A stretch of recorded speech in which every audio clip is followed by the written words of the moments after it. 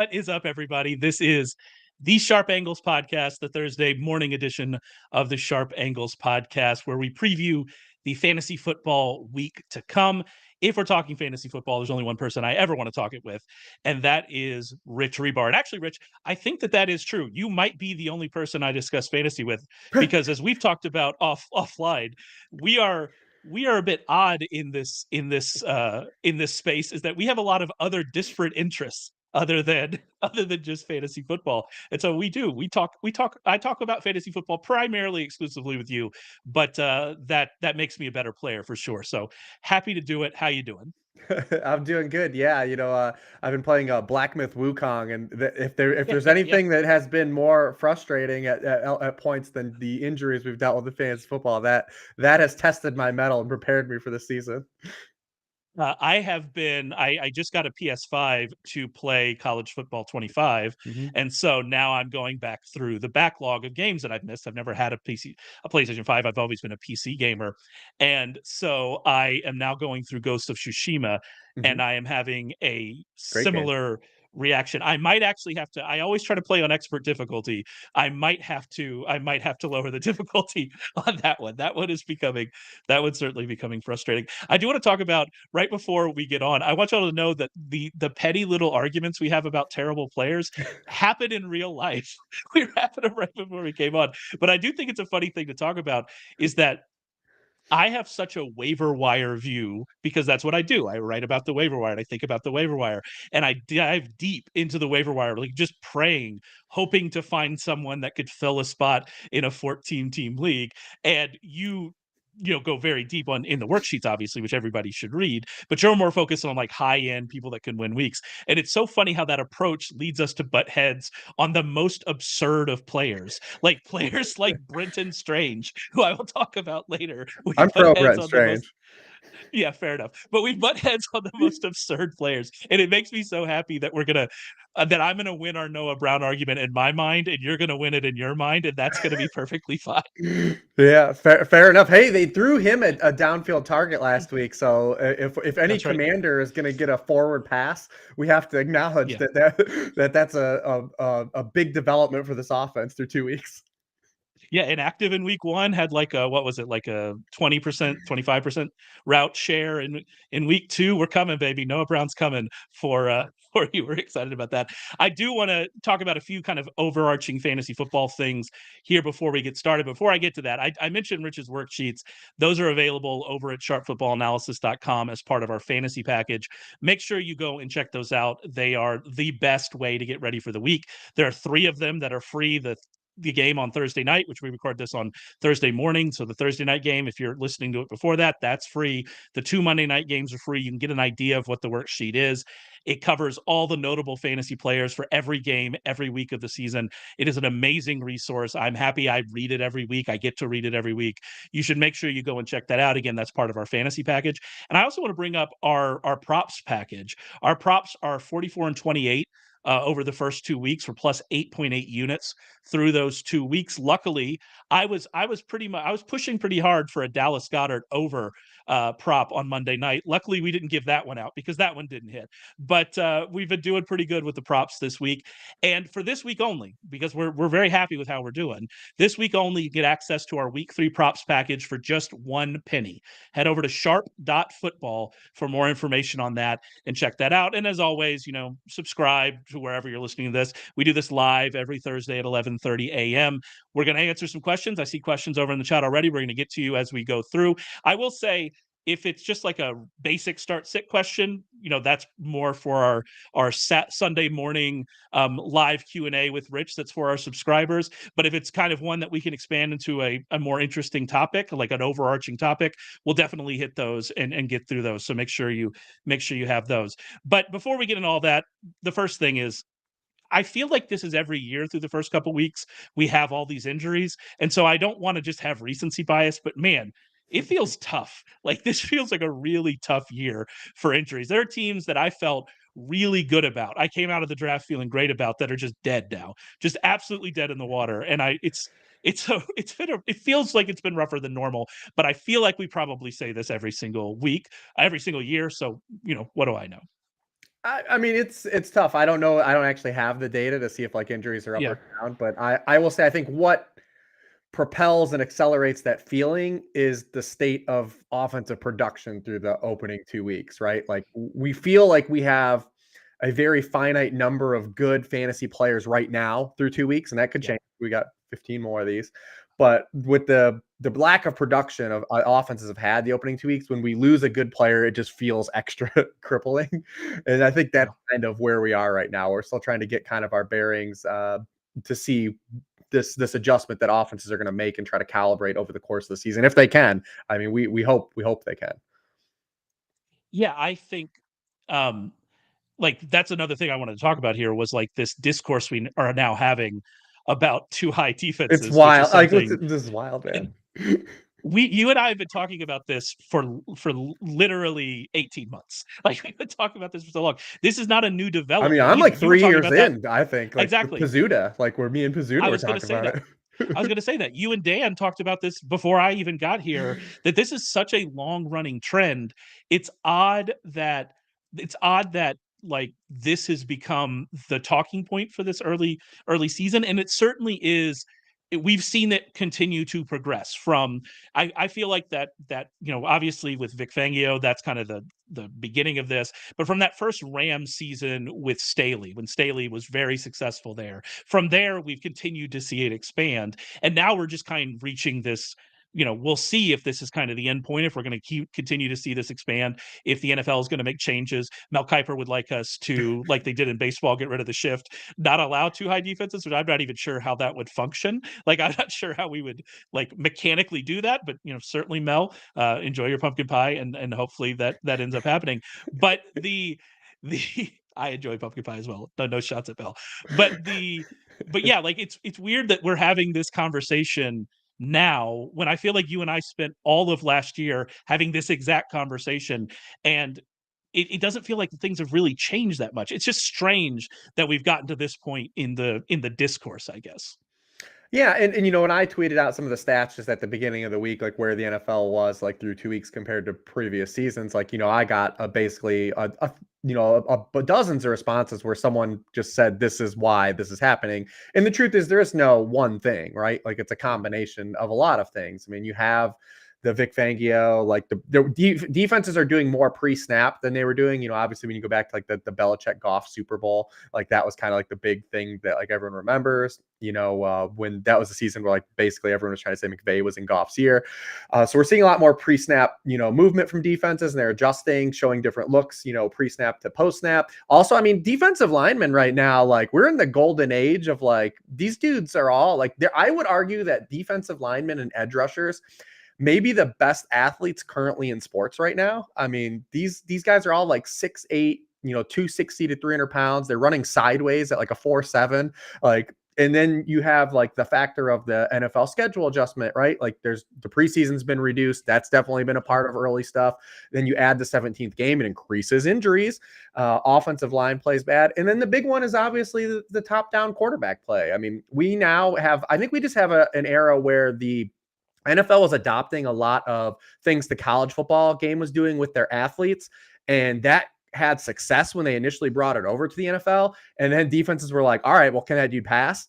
And we're starting to see like that kind of, manifest itself out because quarterback rushing production is still way up. It's actually, we have more rushing yards by quarterbacks, more rushing touchdowns than we've ever had through 2 weeks of any NFL season. But we're not getting the combination, the duality of where we're getting consistent, athleticism plus the marriage of pocket passing. And that's been a problem as well. It's a lot more than that too, but it's not just one thing. It's a lot of inflection points that have kind of congealed together to kind of create this vortex we're in right now. And also every kicker can apparently kick 65-yard field goals now. So like, why even like go for fourth downs across the 50 now? Because every dude's just banging them in like Brandon Aubrey. Yeah, I mean, we've also seen it feels like red zone production, especially for some of the offenses we expected to be good is down. Just like touchdown rate. I think about the Cowboys. I think the Cowboys are like a 25% touchdown rate now.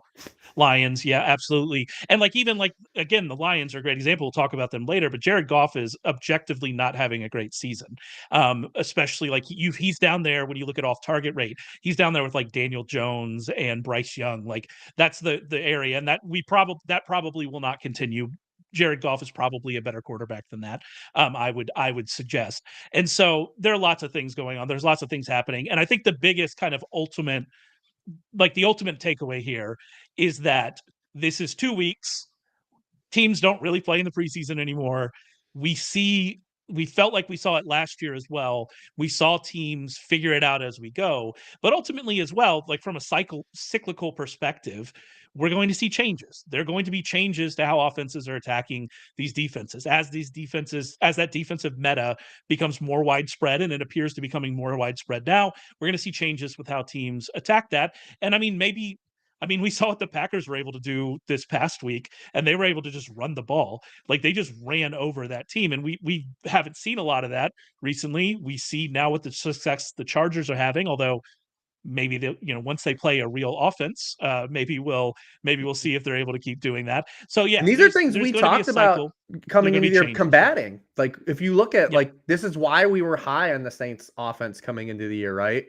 And now we're getting Skylar Thompson in the Dolphin situation. But we talked about attacking these offensive systems that had the ability to be multiple. And we talk about highlighting and elevating those players in fantasy football into drafts. And those offenses have had success. Like we have good offenses still. Like it's not like we have 32 just terrible offenses. Like we do have good offenses, and we placed a big emphasis on highlighting those offenses we wanted to target coming into the current defensive meta that we thought would have success in this climate, and largely they are. So like I feel actually my fantasy teams feel really good right now because I attacked a lot of these spots. Yeah, no, I'm actually feeling pretty good with where I am. In some places, again, injuries or AJ Brown. I had so much AJ Brown. Oh, I got a funny AJ Brown story because people like to hear like when we do dumb things. Yeah. So I have AJ Brown and Amon-Ra St. Brown on the same roster. And so I'm doing the Sunday chat. Chat notifies me AJ Brown has been officially ruled out before the 1 p.m. kickoffs. I'm like, cool. Yeah. I go to my lineup and I must have just seen A Brown, and I flip out Amon-Ra. I just flip out Amon-Ra, and so I swap him out. What's funny is the dude I had to put in was Yoshavash, who caught 2 touchdowns. But then I still had to go in on Monday and take out AJ Brown and had to play Ray McLeod and just hope for the best. But people always like when we hear do dumb things. That was me. I just like went into the app, was like A Brown, and I lost 19 targets from Amon-Ra. Tough seeds. You almost got that Ray McLeod touchdown to save you. Almost got that touchdown at the end. Almost there. All right, let's do a little bit of real or fake before we get on. And like I said, I see some questions here, and there's some interesting ones that I'll get to just in a little bit. But the biggest story, I guess, the biggest injury story of the week from like a fantasy perspective, of trying to do something about it from a fantasy perspective, obviously, Cooper Kupp, AJ Brown, things like that, but is the injury to Isaiah Pacheco, who's going to miss like 6 to 8 weeks, is what they say. I mean, we'll see. We've seen that same type of injury last longer than that. And so we'll see if we even get him back during the fantasy regular season. And, hopefully we do, but, we'll have to see. And I guess the question, if we're kind of coaching this from a real or fake perspective, is will Kansas City have a usable fantasy back given kind of the nebulous situations that's there? And I'm honest, I kind of lean towards no, but I'm very interested in kind of your thoughts on it.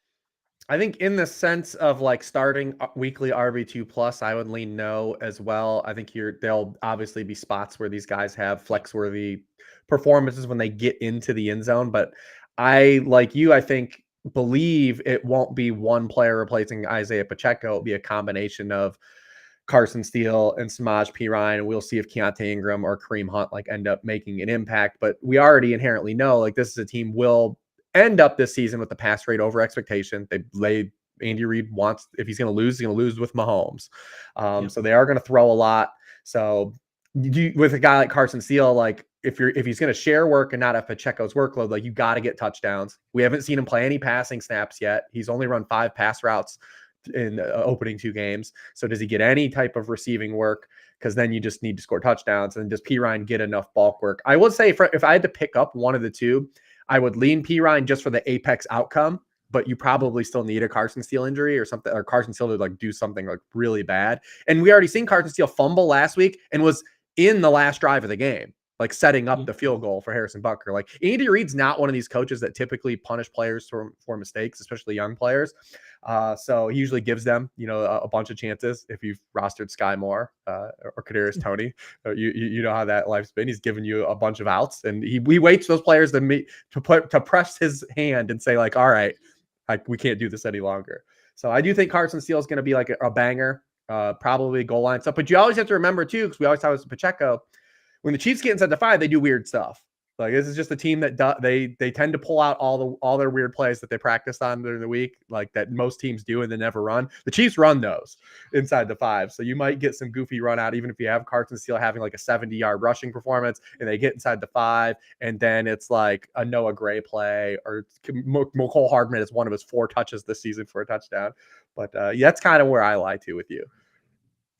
And it's not even that it could just be Perine too, even if Carson Steele is the short yardage back, which, like you said, seems the most likely.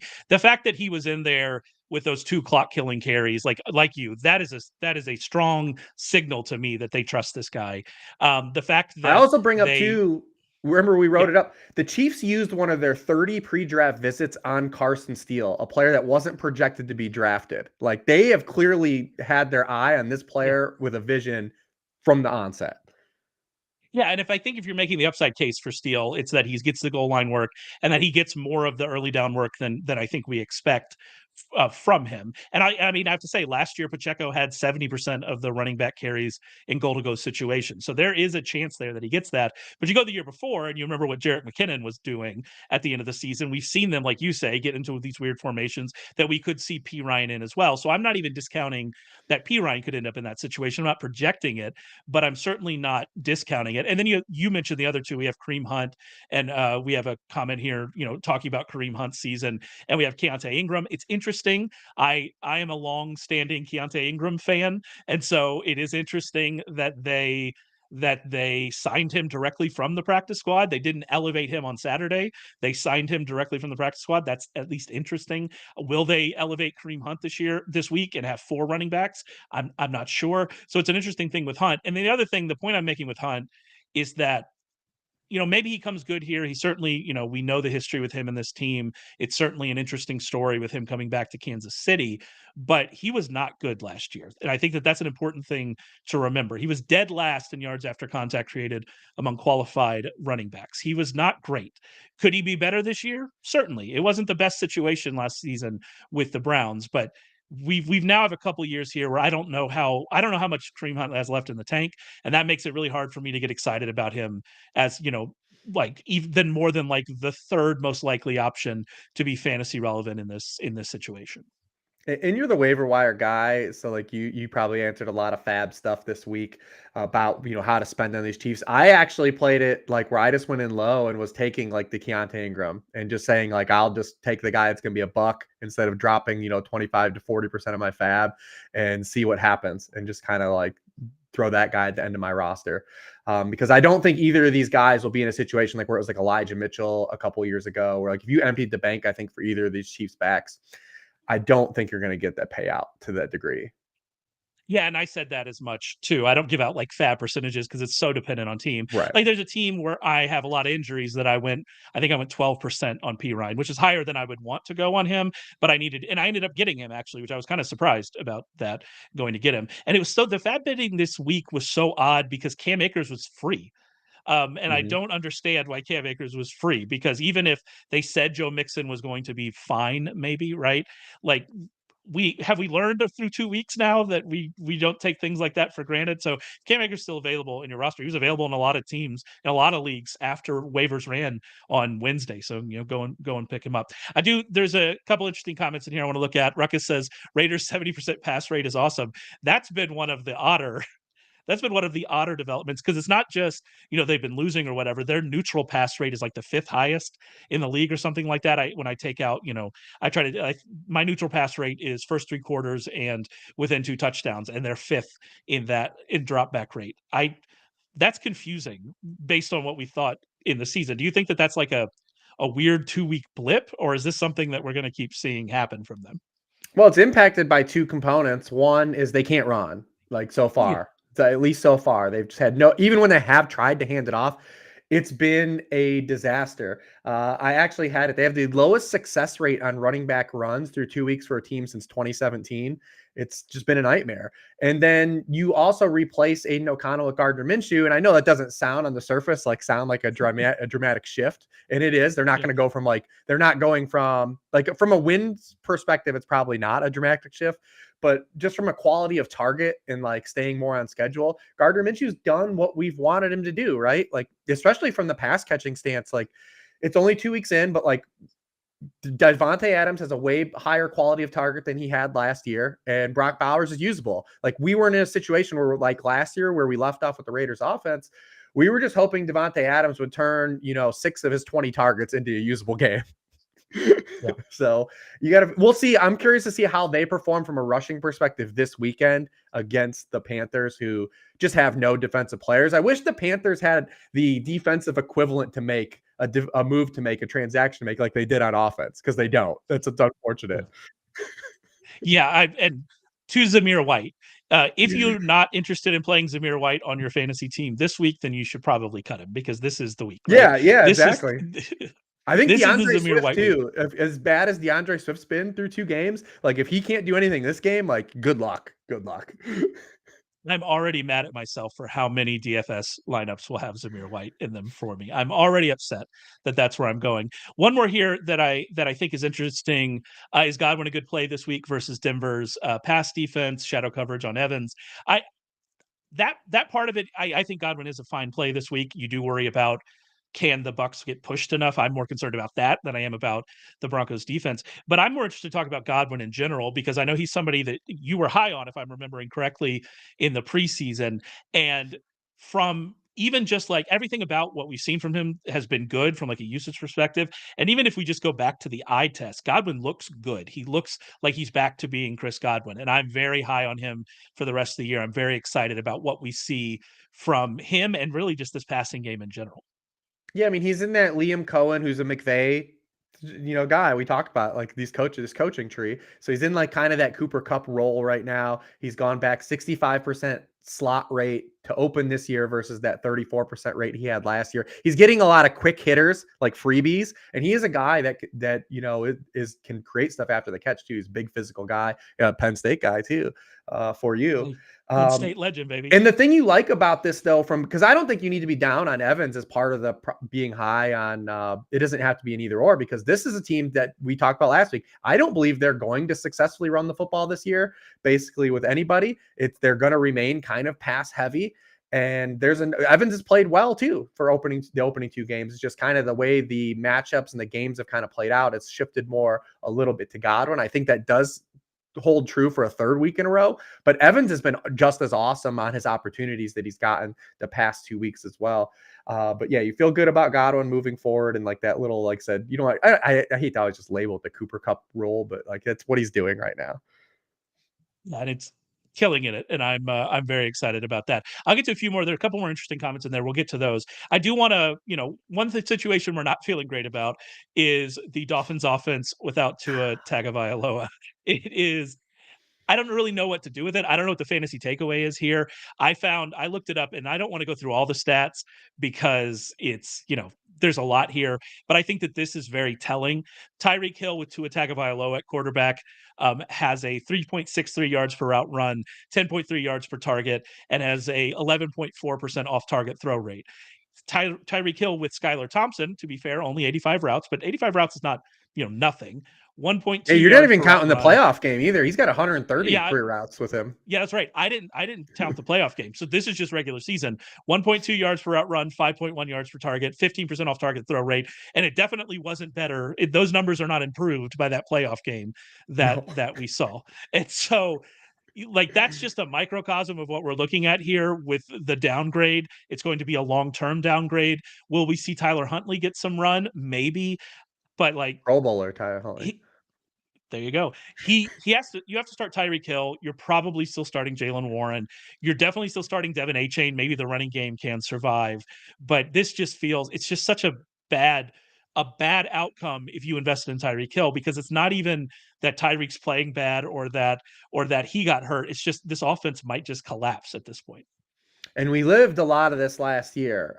Justin Jefferson, when he came back post Kirk Cousins, Devontae Adams and Garrett Wilson, basically the entire season. DJ Moore had like a 5-week run last year with Tyson Bagent. After Joe Burrow got hurt, Jamar Chase fell off with Jake Browning. So like we had this life last year. So we have to take into account like there's just immense amount more volatility with a guy like Tyreek Hill. Like it could be even worse than like people are thinking. Cause I like you can't really bench him, right? Not a lot of people have that spot. I will say there are some scenarios where you can get down the road and you can say like, all right, hey man, I ran into Godwin as my wide receiver 4, right? Or something like that. And you have teams did run into those spots, but from a blanket stance, he's tough to say like, well, you're just going to sit Tyreek Hill because he's going to get opportunity. They're probably going to drop some quick hitting plays to him, get the ball out of Skylar Thompson's hands. Also, Skylar Thompson, I mean, he didn't play for 2 years. He's been in the system 2 years. At least I'm going to come in with like at least a ray of optimism. At least a ray. I don't think he's going to be good. Optimistic. I'm just going to say like they kept this guy around because to me on the surface, it's egregious that the Dolphins came in with him still just as the only backup.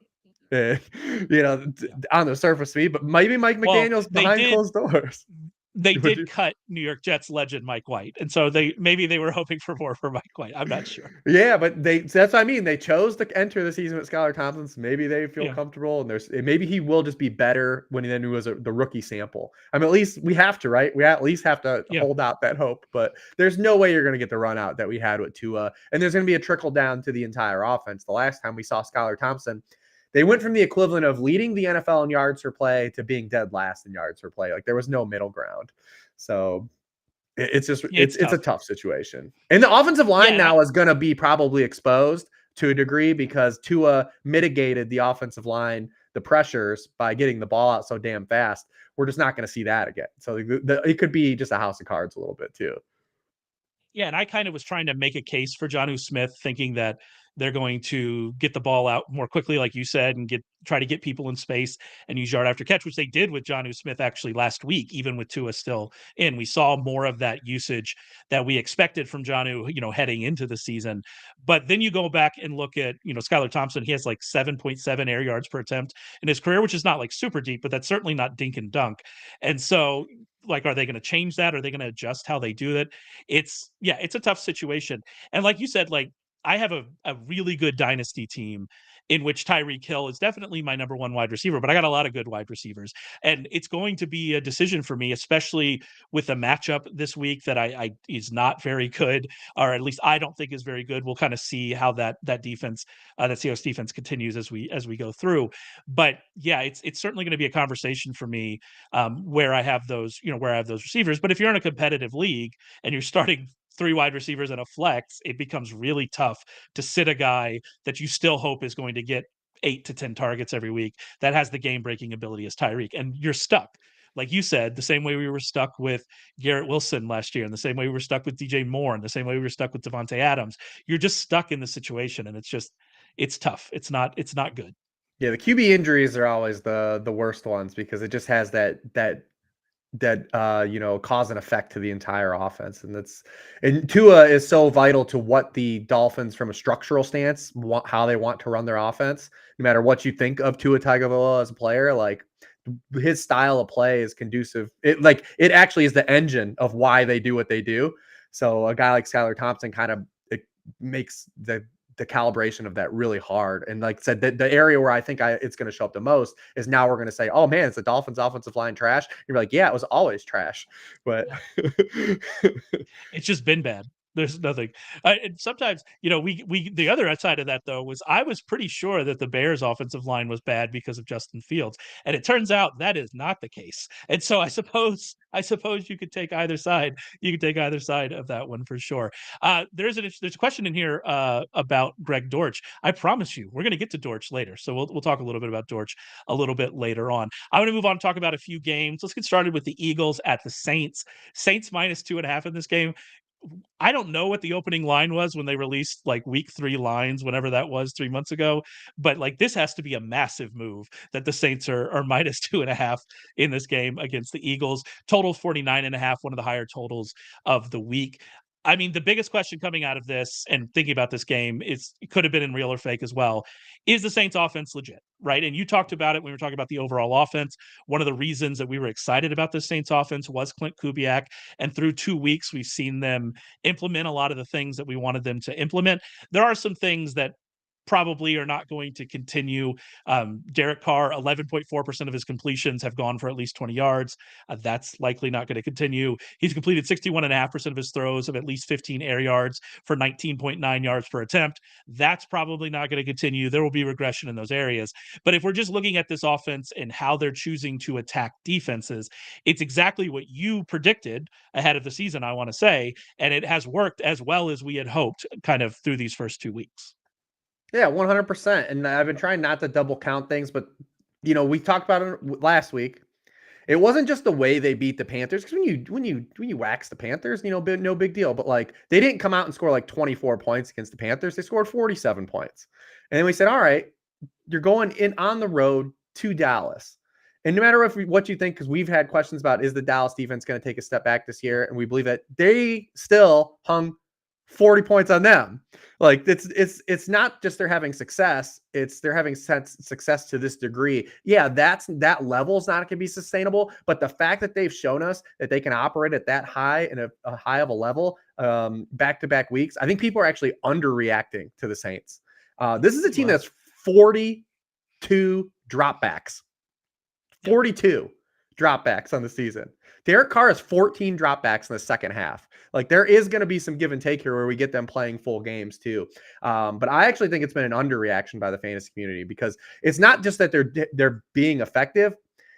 They're scoring 40, 50 points, dude. Be excited. Be excited about these. Rashid Shaheed, Chris Olave, these guys are buys. Like if you can get them. Alvin Kamara was one of the gifts of the offseason. I got pushed back the entire offseason of like, man, why are you so high on Alvin Kamara? I'm like, this is just where we are. This is what looks like. Like his ADP doesn't make any sense to me. And I definitely don't think his run out's going to be as pure as it's been, but I actually think that people are underreacting to the Saints though. I'm just here for your talk your shit. I'm so here for your victory lapping, because you were 100% in on this, and you're right. And I like the point you made about the Saints offense. They have a 36.4% drop back rate, which is a wild number.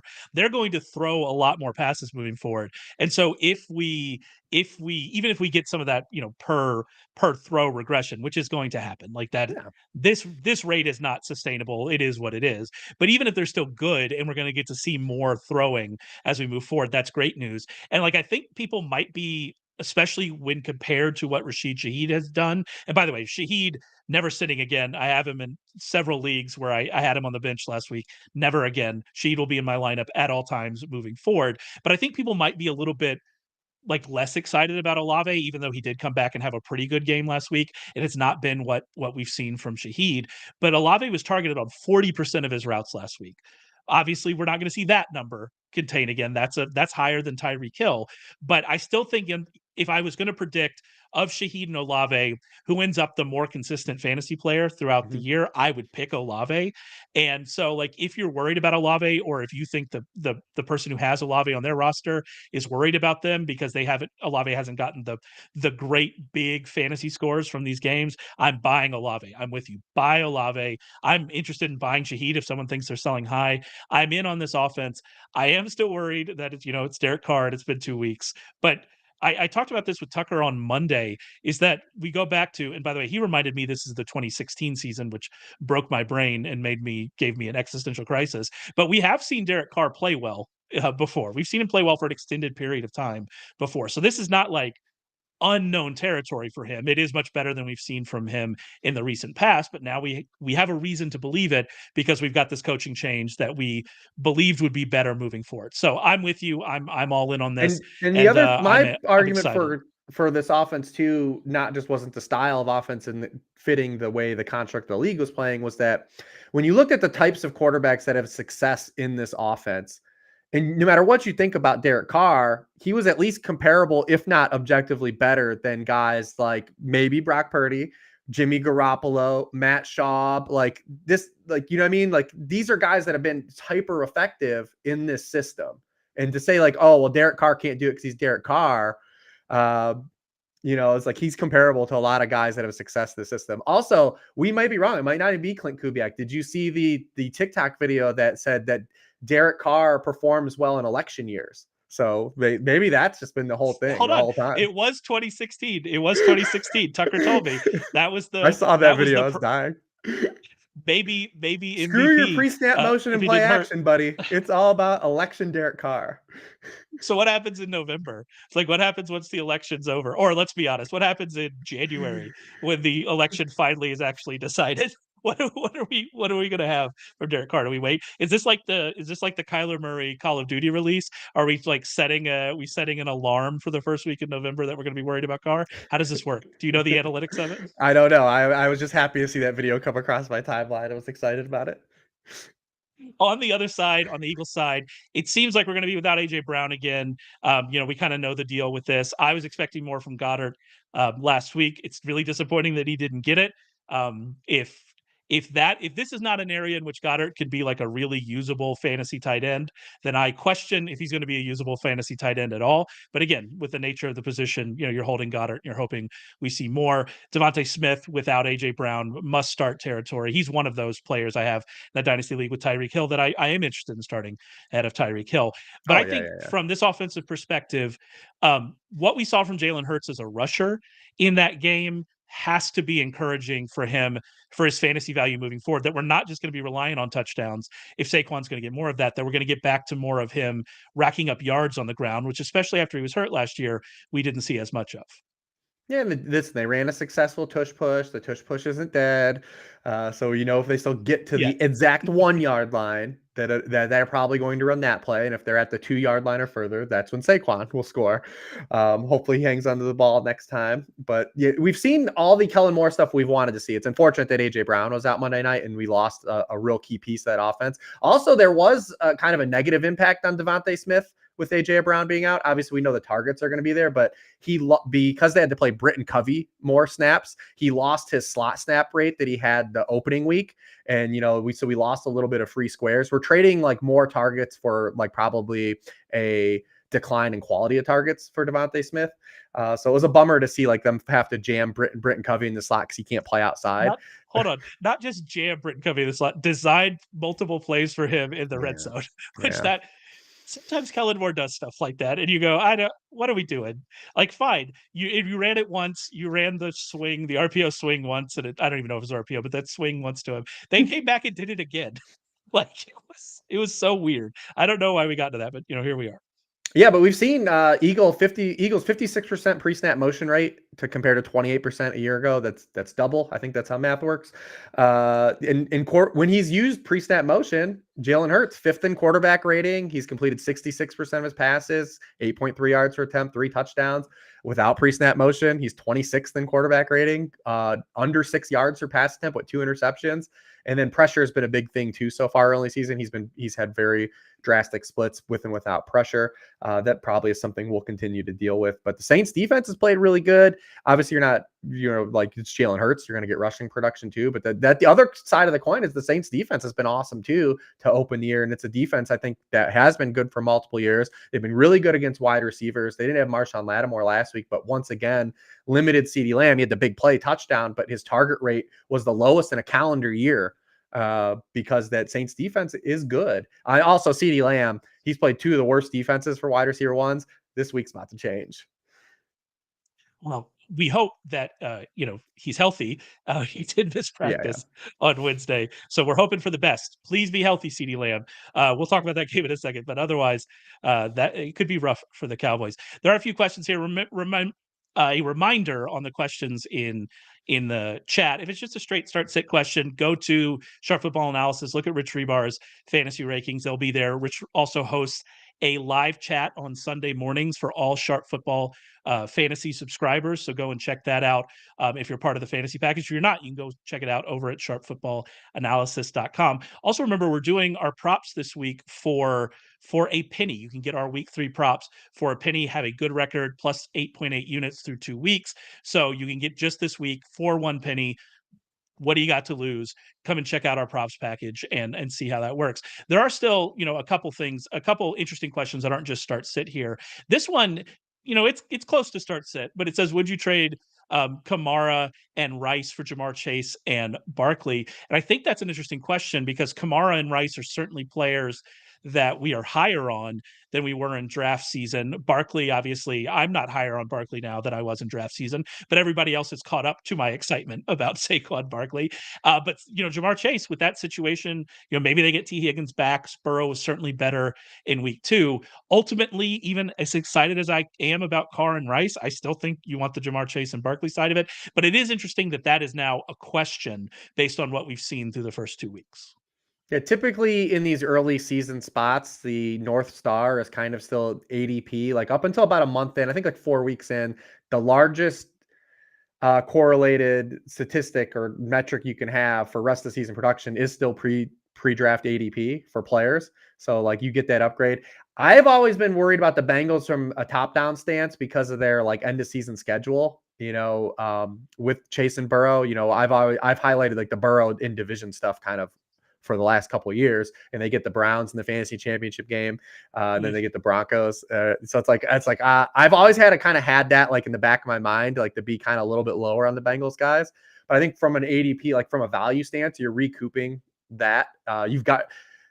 You've gotten the best out of Kamara and Rice, and what Rice they're both are probably to be good, but you've gotten those points, like you've gotten them, and you haven't had the bad games from the other players. So it's from the rest of the season forward. I genuinely think Jamar Chase is going to have a really good season, and he's probably going to make up a lot of ground for it on Monday night against the Commanders. And probably the next 5 weeks. So they got Commanders, Panthers, Ravens, the next 3, and Giants the next month. Sounds like Jamar Chase could be a pretty good bounce back here, and those first 2 games are going to be kind of forgot for a lot of gamers. Absolutely, and you feel better. Like I said, Burrow was better last week. Oh, yeah. For some reason, they don't play well in week 1. I like how have they not figured this out by this point? But I'm feeling pretty good about where I am with Jamar Chase, at least like you said, over the next few weeks. One more here. We were going to talk about this in Real Fake, but I do think it's interesting. Who's the biggest winner of Andy Dalton becoming the starter in Carolina? Well, first of all, the fans of the Panthers probably. It's not going to be quite as dreadful as we go through. But Deontay Johnson, Adam Thielen, Tavion Sanders, Chuba Hubbard. The answer for me is pretty clearly Deontay Johnson.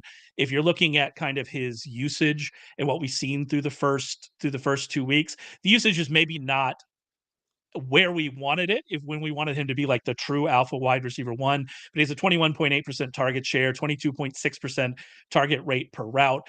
We want to see those numbers maybe a little bit higher because we still don't, with Andy Dalton, expect this offense to be a juggernaut. But if you're Deontay Johnson, to me, goes from being someone that like I was going to cut to being like a usable wide receiver 3. And so that's a pretty big jump with maybe some upside for more because Deontay Johnson is a good wide receiver. He's a player that can get open. Andy Dalton in his last year with the Saints was not great, but he was fine, certainly better than what we've seen from Bryce Young. So you put all that together, and I am much more interested in Deontay Johnson than I was before, and I think it's a pretty big upgrade for him. Yeah, someone asked me on Monday if they should cut Deontay Johnson, and I said, if you have to, so be it. But I want to hold until Dalton starts. And it's funny, and I was thinking like maybe in a couple of weeks Dalton would start, and then it was like later that afternoon or whatever they declared Dalton starter. So I hope that game, or at least said I want to see it breathe this offense because the reason Bryce Young got benched, and for this doesn't change anything probably for the Panthers on like the wide scope. We talked about like the Minshew to the Aiden O'Connell thing. Like the Panthers aren't going to probably improve their position as an organization right now, but they hired a new head coach, they had a new regime, and Bryce Young was playing such a poor level of football that they actually had no way of evaluating what they were doing on offense. That's how bad he was playing. I mean, this is a team that spent $100 million on offensive guards. They trade for Deontay Johnson. They bring in Canales. And the way Bryce Young was playing, he was playing so bad, there was just no way to accurately get a baseline to say, like, what is this offense even? So we're at least going to find that out through Andy Dalton. Like you, I don't think this is an offense that's going to basically, like, it's not going to turn any of these guys into stars. But if we can get functionality, that helps, especially because people are sitting on Jonathan Brooks here, right? Like, people are holding Jonathan Brooks with 2 more weeks to go and saying, like, all right, like, because that was be a nightmare. Like, what were you going to do when Jonathan Brooks came off of IR with the state of the Panthers were in? There was no hope. There was no hope for this offense. So at least there's improvement here. I still am a little worried about, like, you know, if you're hanging on to, like, the hanger on guys like Thielen. We've seen Thielen the last 9 weeks of last year was awful. I mean, he was outplayed by DJ Shark. So I'm still, like, hesitant to say, like, Thielen's going to become relevant. But the last time we saw Dalton play, he targeted wide receivers 70% of the time. And the Carolina Panthers don't necessarily have a good receiving back, and they don't really have great receiving tight ends. So it could push Thielen up. Also Xavier Legette, right? Like, we expect Xavier Legette to keep getting incorporated into this offense to a degree. So at least keeps those guys, if you're in deeper formats, on the radar. I wouldn't rush out and go pick up those guys, but at least they're on the radar now, where they were complete no touch zone before. I can't believe you'd say that about our good personal friend, Jatavion Sanders. But, like, he did split time with Tommy Tremble this past week. Yeah, he's rookie tight end who split time with Tommy Tremble this past week. So it might not happen for him, but I at least want to see what we see from this offense. I think it's point. And one more question here real quick, kind of related to this from Ruckus. Offered Jacobs and Jamison Williams for Aaron Jones and Deontay Johnson. No-brainer, right? That's a no-brainer to me. Is it a no-brainer to you? You get Jacobs and Jamison Williams for Aaron Jones and Deontay Johnson? Oh, yeah. Easy game. Yeah, no-brainer. Done for me for sure. All right. Let's move on to the Ravens and Cowboys. It's a very interesting game. Ravens are -1 at the Cowboys, a total of 48.5. I mean, feels like a must-win game for the Ravens, like where we are with this team. Like, if they go to 0-3, like, the Ravens offense confuses me. It doesn't feel great, but they are 6th in yards per play. But, like, you watched both of those games, you didn't feel, like, great about it throughout the entire time. The offensive line seems like a concern. The quickest time to sack in the league is Lamar Jackson, so he's getting sacked quickly when he gets sacked. But if you look at pressure rate, at least as PFF chart said, he's 4th lowest. Baltimore has a 4th lowest pressure rate. And so it's odd. If I take, like, the eye test kind of perspective, it looks like there are plays there. It looks like this offense should be more explosive than they've been. If you take the numbers kind of perspective from it, that seems like to be the case as well. They have the largest average separation for their wide receivers from next gen stats. Lamar Jackson is the second fewest tight window throws or tight windows percentage according to next gen stats. So I look at all this and I think it just needs to click, and maybe this is the week it clicks. Maybe this Dallas defense, those concerns we had before the season are valid, but it's odd, this offense, because I think it's been fine, but I've also not felt great about it. It's weird to kind of, I don't know, put those two things together in my head and kind of, like, rationalize those two thoughts that I have at the same time. Yeah, I mean, you were 2 weeks in, so a lot of stuff is still manipulated by either one game or something. So opening game, they clearly were overwhelmed by the Chiefs interior, Chris Jones specifically, and they basically were like, we're just going to throw everything near the line of scrimmage. I think Lamar Jackson had the highest rate of throws behind the line of scrimmage in week 1 than he had in any game of his career. And then in week 2, they opened it up a little bit more. They ran less 2 tight end stuff. Maybe they were, because they had a little mini bye week, they were like, all right, maybe the answer isn't to do more condensed sets. Maybe it's to be a little more spread out and kind of combat this and get the ball, like, in space to our players a little bit better. And Zay Flowers was inherently better. I mean, he went from a 50%, target rate behind the line of scrimmage to only, he had 2 targets behind the line of scrimmage last week. He's still going to get a couple of those, but his intermediate route usage was a lot better. Mark Andrews looked a lot better. Lamar missed him on another potential big gain. I still think if you have Mark Andrews, I don't really see anything wrong with Mark Andrews yet. Like, he was taken away in week 1. Physically looked fine. He was actually 6th among all tight ends in yards last week. He has 10.2 yards per target. Like, that's Mark Andrews type efficiency. We just need kind of more targets and touchdowns. I actually think he's probably an interesting, tournament play this week while everyone's playing Kittle and Bowers too this week. But I still kind of feel okay. The thing with the Ravens, though, has always been like, do they have other guys that are going to be good enough? And that's kind of, I think, where you're talking about, like, is Bateman good enough? And I know the separation scores love Bateman, but it's like we haven't seen any production from him. They're still like running out Justice Hill, like that's like a pass catcher in this offense, which just, if you got to do it, sure, but like they just don't have enough horses, I think, outside of Flowers and Andrews. We thought likely could be that, but then if they're going to yank around his playing time because of, like I said, the offensive line, maybe they're trying to do different things. That's a problem. But you have to look at this though and say, like, from an eye test, they've been terrible, right? Like, not terrible, but when you're watching them, you're like, this isn't good. Like, same way as you. I've watched them, but they've still like been in games and could have won games, and like they're doing enough still. So like you have to feel good that even while they're working their way through this, they're doing enough. And then eventually, if it comes together, that can snowball. But I am concerned about their offensive line. I was concerned about their offensive line coming in. I'm concerned about their offensive line in this matchup to see if they can combat things, because they're not going to do what Clint Kubiak did, I assume. So I am a little bit worried about that in this particular matchup. Yeah, and I think that your point there, if this is like, if we're watching this and we don't think that it's been very good, and this is their floor is the 6th in yards per play, then you're feeling pretty good. What we saw was Zay Flowers down the field. You mentioned it. Yeah, with Bateman. I mean, they keep targeting him, and he's on the field. And so we'll see what happens. I would like to see more likely. Even as a longtime Bateman supporter, I am willing to cash in my chips. And I would like to see more likely, if that works as a sentence. And so there we go. But yeah, I mean, you're still in on Derrick Henry. Like you said, you're still in on Mark Andrews. You're still in on Lamar Jackson. You're just hoping for more as we get through this. I'm even not giving up on Isaiah Likely. Like we didn't see the usage we wanted last week, but that's certainly something that, they could correct as we continue to see some of those ancillary pieces struggle to earn targets and struggle to, catch those targets when they show up. On the other side with the Cowboys, it's a kind of a similar situation with the Cowboys. They've scored a touchdown. I mentioned this at the beginning. They've scored a touchdown on 25% of their red zone trips so far. That's 29th in the league. You would expect that to get better. But we are still worried about kind of the fragility of this offense. CeeDee Lamb, as I said, missed practice on Wednesday. He's expected to play, but what happens if CeeDee Lamb goes down? Jake Ferguson, limited on Wednesday, expected to play. We saw Luke Schoonmaker make some catches last week, but, we would rather have Jake Ferguson in there. And if those two guys are in there, I think you feel pretty good about this offense. But if either one of those guys, and especially CeeDee Lamb, is gone, like, what do we have left on this offense? It's really a kind of a tough spot. And really, the one thing we didn't talk about with the Ravens, though, is the kind of the element that's been their worst component through 2 games is the defense. We knew losing Mike McDonald was going to be a loss. We didn't really assume Patrick Queen was going to be a loss, but they've been absolutely bad in the middle of the field, especially. But they're not getting any pressure. Zach Orr's not blitzing. When he is blitzing, it's not working. They're not getting pressures on the blitzes they do call.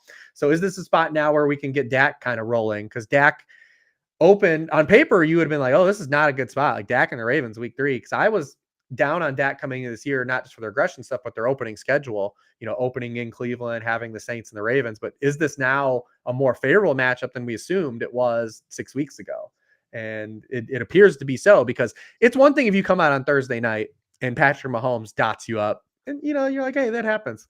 But then when you can't get 4 straight stops against Gardner Minshew, that's when I'm starting to take notice. And starting to like, all right, it's not ideal. Is this a real problem now? Like, is this because, so that's where we're fleshing out the sample size. So I think we're going to get an answer on both the Ravens defense and Dak Prescott kind of together, right? Like we're going to get this mounting sample for both. So is this a spot where Dak can bounce back, or is this a spot where the Ravens defense just isn't as bad? It's going to be really fun to figure that out. But if CeeDee Lamb is hobbled, and we're assuming Jake Ferguson's not going to be 100%, even if he does play.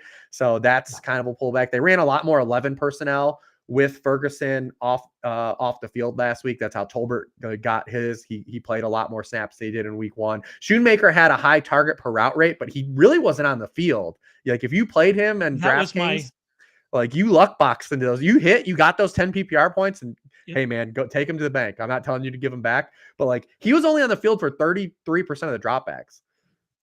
Yeah, in the waiver column, I didn't give him out as an ad because like the official site said that what's Brevin Spanford, I believe Yep. is his name, who's a name that I didn't know until last week when I was looking things up for this Dallas offense. It's kind of where we are, right? But they thought that he would play more of a receiving role. And if you go and look at the routes, it was Schoonmaker on the field more, but it was a pretty even split. And so, like you said, if Ferguson's out, we have a question here from Luke. Is Tolbert a good spot start this week if Ferguson's out? I think probably so, from what we saw last week, that you could feel better about Tolbert if you really need somebody in a deep league. But like if Ferguson's back, I'm not going back to that well, because we saw in week one, him not really be involved either. You will say Tolbert is a younger player, although we're in year 3 now. Tolbert's a younger player. Maybe they saw enough from Brandon Cooks. Maybe his role doesn't, increase. I do think that he's kind of a stash kind of guy. But if Ferguson's back, like it's Lamb and Ferguson, and that's where you are, and you're hoping for the best, and you're hoping that they're not as hobbled as the early injury reports suggest they might be, because if they are, even against this defense, you're still worried about Dak, and you're still worried about everything, including this backfield. I mean, I don't know what we're doing in this backfield, but give Rico Dowdle. They gave Deuce Vaughn 4 carries in the first half when the game was still in doubt. You've certainly won the Cowboys part of our argument. Backfield, it's not good. It's not great, and I don't know what we're doing. All right, we need to move on. We're running out of time, a little bit of time here to real or fake. I do think the question here, there's a question about Trevor Lawrence been so bad this far.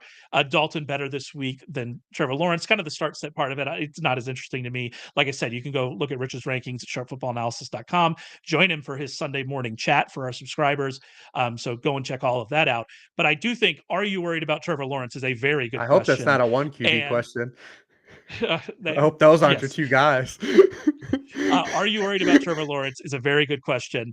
And what's worrisome for me is that I think we could, at the end of last year, when accuracy became an issue and that offense stopped working, we could blame it on injuries. We could say that there were some injury issues, and we saw that kind of coincide. We've seen those accuracy issues now continue into the beginning of this season. We don't know if that offense really knows what they want to do, how they want to run it. If they lose Evan Ingram, that might lead to some fantasy opportunities for a guy I'm going to talk about here in a second. But like, do they really have the underneath options? We haven't seen Kirk really be able to do anything. Are you worried about Trevor Lawrence? The answer is undoubtedly yes. We're worried about this offense moving forward. Yeah, for sure. I mean, he's ahead of only Anthony Richardson in completion percentage.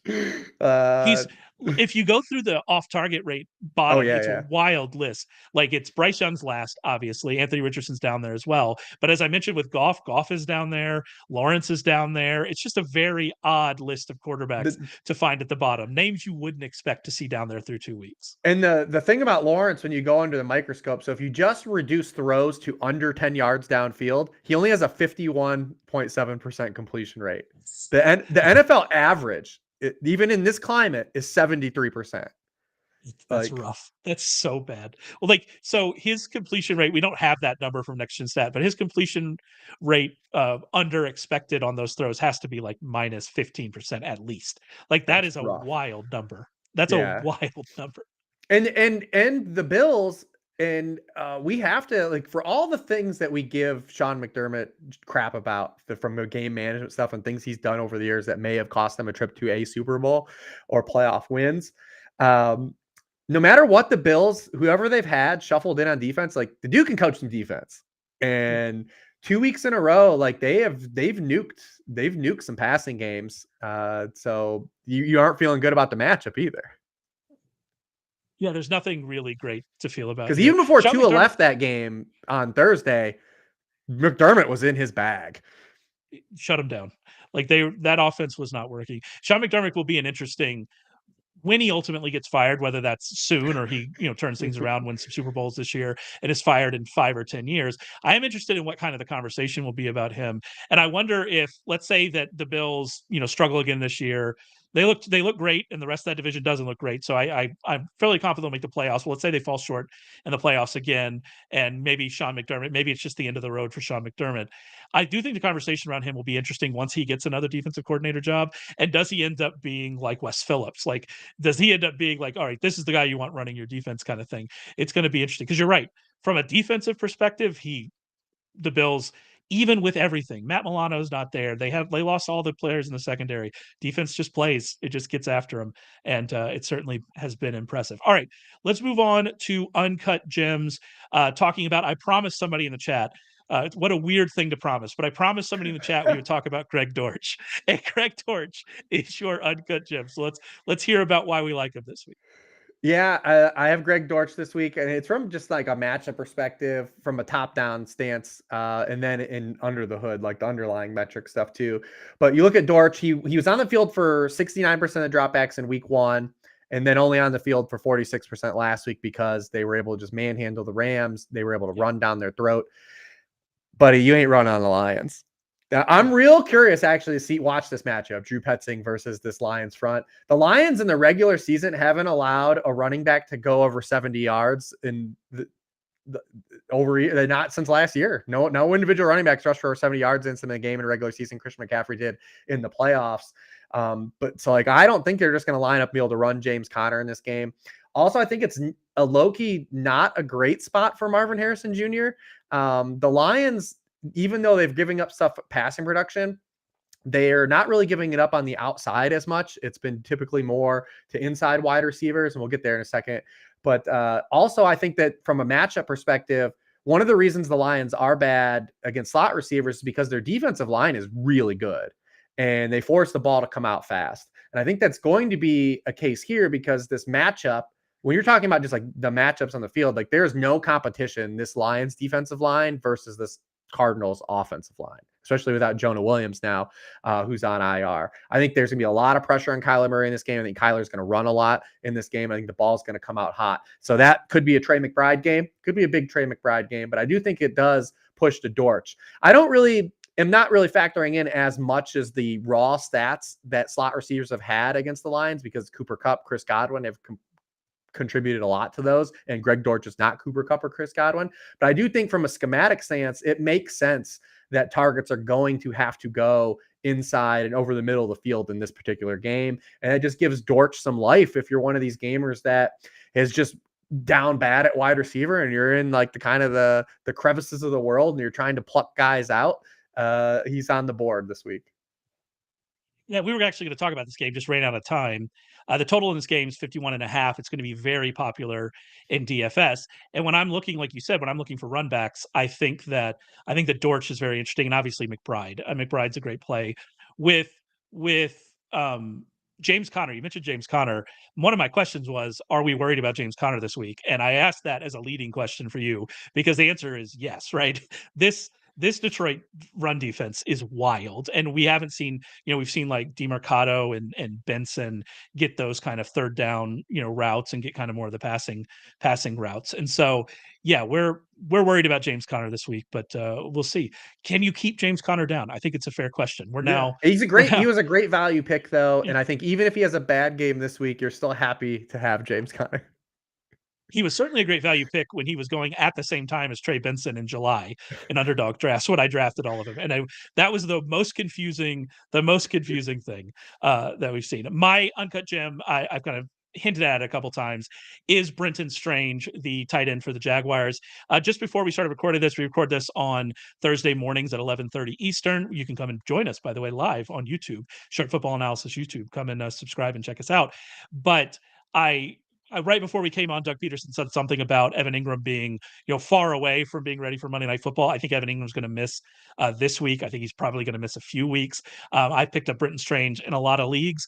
Brenton Strange ran a route on 74.3% of Jacksonville's dropbacks in week 2. He earned a target on 23.1% of those routes. He averaged 2.5 yards per route run. You could say that Ingram got hurt in the pregame warmup, so they weren't able to really kind of change their game plan. Will they continue to game plan in that way? But I mean, what Strange was doing is what they need in this offense. And it's not like Brenton Strange is some, scrub. He was a second-round pick last year, another Penn State legend. Thank you very much. We only talk about Penn State players on this podcast. And you look at the Bills, like we mentioned, the Bills, the Bills defense is good. They've only allowed 4.9 yards per target to tight ends so far. That has been a trend. It was true last year. They were pretty good against tight ends.